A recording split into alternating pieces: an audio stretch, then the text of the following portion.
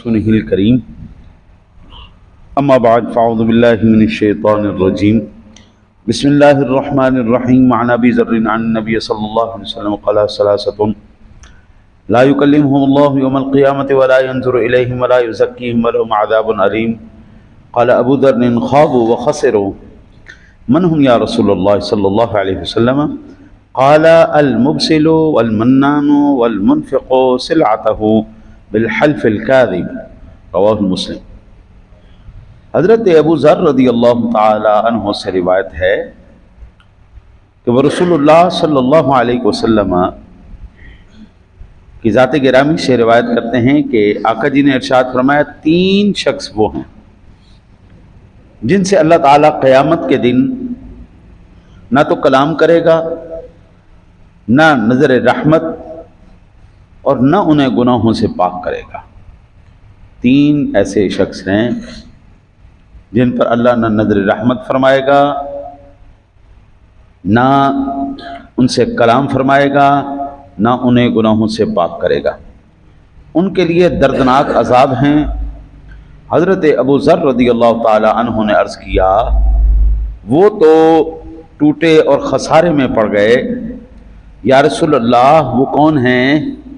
فرمایا تہبند لٹکانے والے، احسان جتانے والے اور جھوٹی قسم سے مال بیچنے والے۔ تین افراد سخت ترین بدترین روئے زمین پر انسان ہیں۔ پہلے نمبر پر اپنے لباس کو ٹخنوں سے نیچے لٹکانے والے، تکبر سے۔ ہمارے ہاں جو ہے نا جی وہ ایک المیہ بن گیا ہے کہ مسئلے کو سمجھتے نہیں ہیں، الٹا اس پر عمل کر لینا ہے، الٹا کر لینا ہے، اور جو میری سمجھ میں آیا بس وہی مسئلہ ہے، باقی اور سمجھ۔ اب یہ حدیث ہر کوئی سناتا ہے، اور اس کے اوپر زور کس ٹائم ہوتا ہے؟ نماز کے ٹائم۔ بھائی نماز 5 منٹ 10 منٹ کی نماز ہے، 24 گھنٹے میں سے آپ آدھا گھنٹہ نمازوں کا نکال لیں، باقی 23.5 گھنٹے کدھر گئے؟ کیا باقی 23.5 گھنٹے کے لیے یہ حکم نہیں ہے؟ یہ تو 24 گھنٹے کے ہر منٹ کے ہر سیکنڈ کے لیے حکم ہے۔ ہماری قوم مسجد میں گھستی ہیں، آتے سے آتی ہیں سلواریں اڑیسنا شروع کر دیتی ہے۔ او بھائی یہ تو اس کے لیے حکم ہی نہیں، یہ تو 24 گھنٹے کے لیے حکم ہے۔ آپ نے اس کو صرف نماز کے ساتھ متعلق کر دیا ہے۔ نماز کے ساتھ تو نماز کے وقت خصوصی طور پر ایسے نیچے سے اوپر اڑیس کے کرنا، یہ تو مکروہ تحریمی ہے۔ آپ کیا کر رہے ہیں؟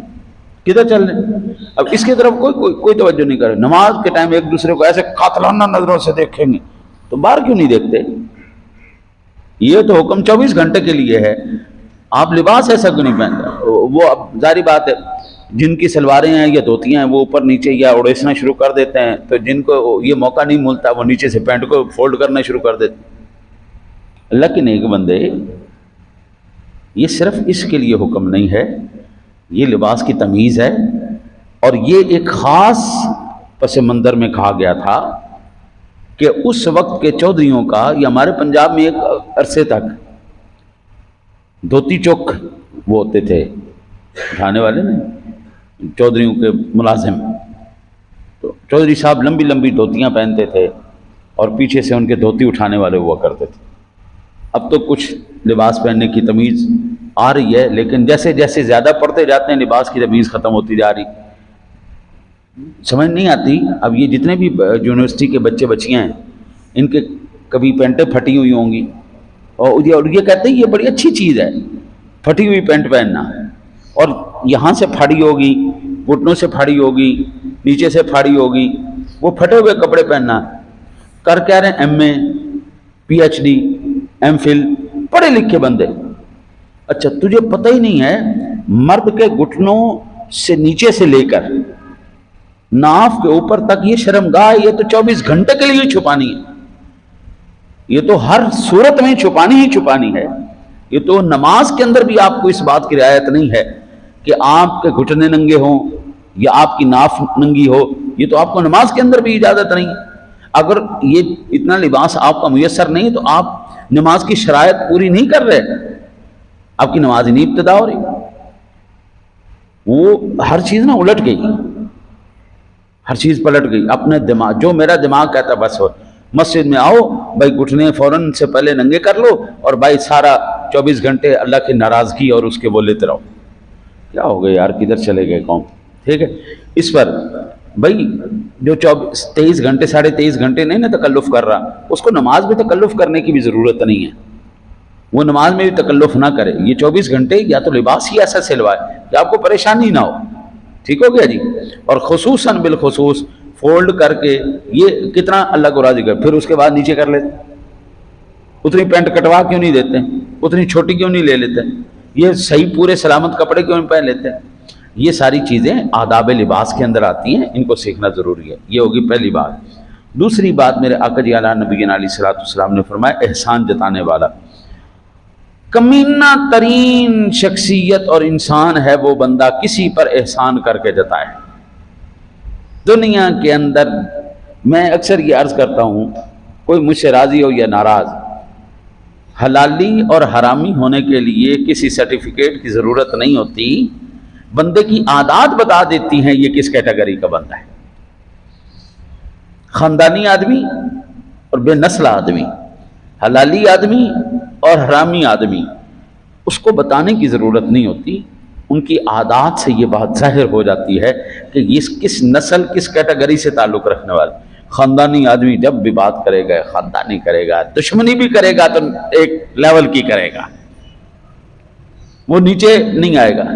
اور گٹیا آدمی ہمیشہ ہر ایک جھوٹ بولنا، گالم گلوچ کرنا، دوسرے کو ذلیل اور رسوا کر دینا.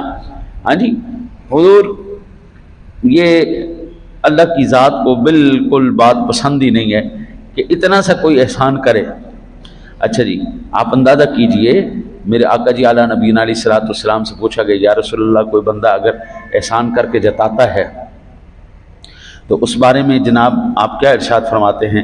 آپ نے فرمایا پکا جہنمی ہے، ماں باپ کا نافرمان، عادی شرابی اور احسان جتانے والا، یہ کبھی جنت میں نہیں جائیں گے، کبھی جنت میں نہیں. اور ایسے کمینے لوگوں کو بھی اللہ پیسہ دیتا ہے، احسان جتانے والوں کو بھی اللہ پیسہ دیتا ہے.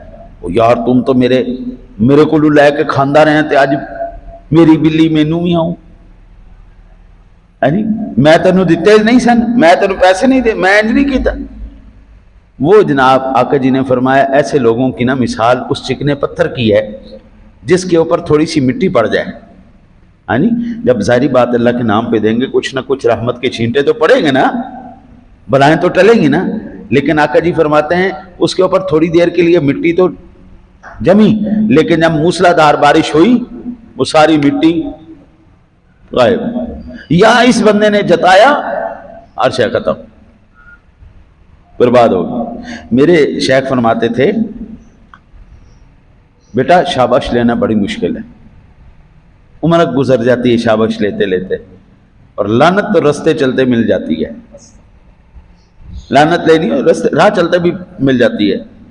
شاباش لینا بڑی مشکل ہے، بہت مشکل. اسی لیے اپنی زندگی کا معیار ایسا رکھیں کہ ایک گندی کیٹیگری کا بندہ احسان جتانے والا اس کے ساتھ یاری نہ رکھو، ورنہ وہی صفات آپ کے اندر بھی ہے. نیک بندے کے ساتھ رکھو، خاندانی بندے کے ساتھ رکھو، تاکہ اگر وہ دشمنی بھی کرے گا نا تو آپ کی حیا رکھے گا، آپ کی فیملی کی حیا رکھے گا، ذاتیات کو ڈسکس نہیں کرے گا، اور دشمنی بھی ایک لیول پہ آ کے کرے گا. اور گٹیا آدمی منہ تو کھلو کے ماں بہن دیا گالاں کٹے گا، گٹیا آدمی کی مثال ہے. تیسرا آقا جی علیہ الصلوۃ والسلام نے فرمایا وہ بندہ جو قسمیں جھوٹی قسمیں کھا کر مال فروخت کرے، یعنی ایسا خبیث انسان جو قسمیں کھا کر گندی چیزیں بیچتا ہے، اللہ اس پر رحمت کی نگاہ نہیں فرمائے گا، اللہ اس کو گناہوں سے پاک نہیں فرمائے گا. اللہ تعالیٰ اپنے حبیب کریم علیہ الصلوۃ والتسلیم کے صدقہ ہم ان تمام برائیوں سے محفوظ فرمائے. اللہم صلی